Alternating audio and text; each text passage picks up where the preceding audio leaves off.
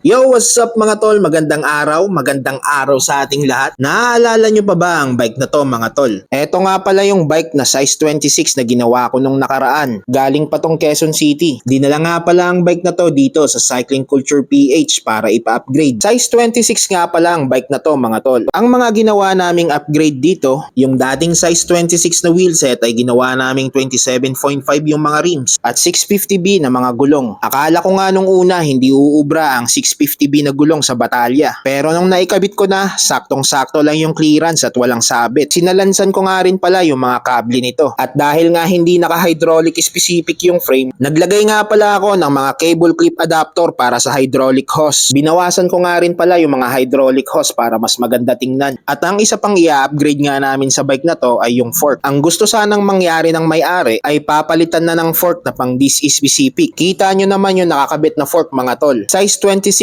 na pang B-brake specific. At yung dismount ng caliper ay ginamitan lang ng adapter. Siguradong may kalalagyan ka kapag gumalaw yung adapter. Todos Los Santos Mariano kaindo ka nun men. Kaya wala na kaming no choice kundi magpalit talaga ng bagong fork na pang this is specific. Kaya nga lang mga tol, ang problema, standard pala yung head tube nung bike. Wala kaming available na fork na standard na pang this is specific. Sa panahon kasi ngayon, bihira ka nang makakakita ng standard na fork na pang this is specific. Kaya ang last resort namin, magpapakustomize kami kay Sir Abe. Magpapakustomize kami ng standard fork na pang this is specific at nagkatuluyan nga ng order mga tol. Pumayag naman si Sir yung may-ari na magpa-customize na lang ng fork. Kaya nga lang mga tol, kapag sinabing customized fork, mag-aantay ka talaga ng matagal. Okay lang naman daw sa may-ari na mag-antay. Kaya tinengga muna namin yung bike dito sa shop at habang nag-aantay sa customized fork ni Sir Abe, umorder na rin ako ng mga pyesa na gagamitin para sa fork na standard. Katulad ditong headset na standard na threadless. Dahil yung pinagawa nating fork kay Sir Abe mga tol ay threadless na. Umorder din nga pala ako ng mga shimp. Mamaya mga tol, malalaman nyo kung anong purpose nitong mga shimp. Kaya tapusin nyo ang video na to mga tol hanggang dulo. At makalipas nga ang 3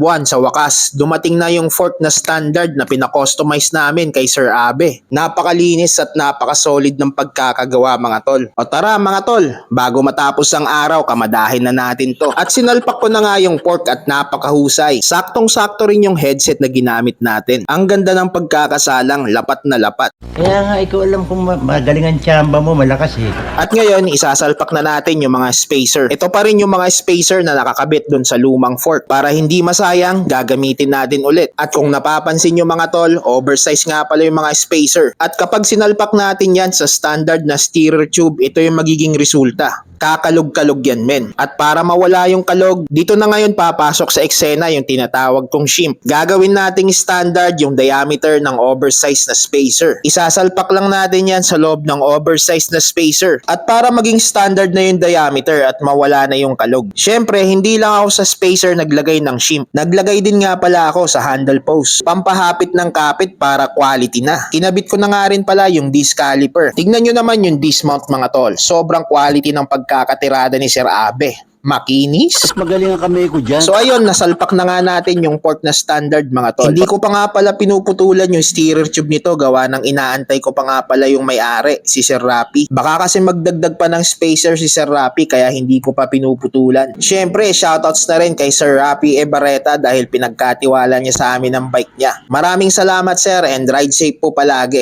So hanggang dito na lang muna mga tol. I hope nagustuhan niyo yung ginawa natin at meron kayong nakuhang idea. Maraming salamat nga pala sa panonood mga tol. Ride safe.